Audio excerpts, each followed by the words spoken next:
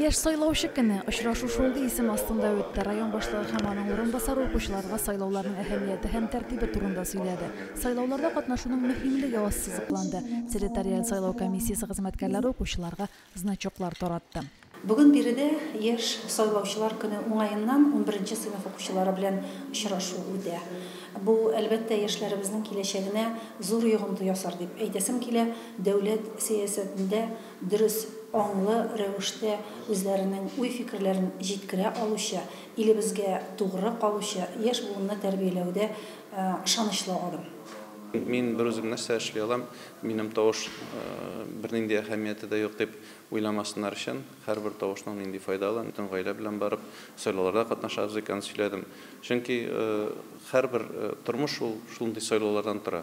Һәм инде син һәрвакыт дөрес карар кабул итер өчен, дөрес юлдан барыр өчен ул сайлауны ясый белергә менә шул вакыттан ук өйрәнергә кирәк.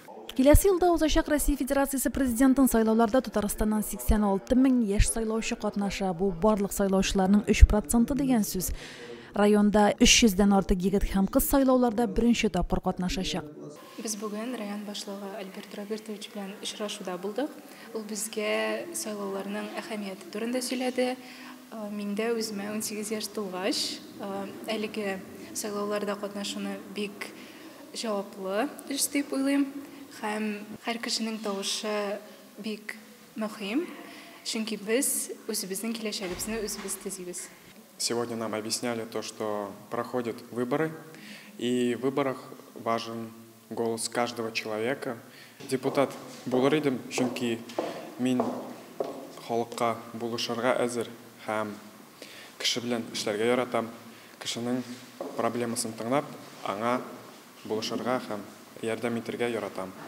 Укучылар район яшьләренең тормышы һәм Акрок фестивале турында видеороликта карады. Соңыннан ремонтланган мизгел яшьләр үзәгендә экскурсия булды. Римма Авзалова, Динар Нуруддинов, Муслим телевидениесе.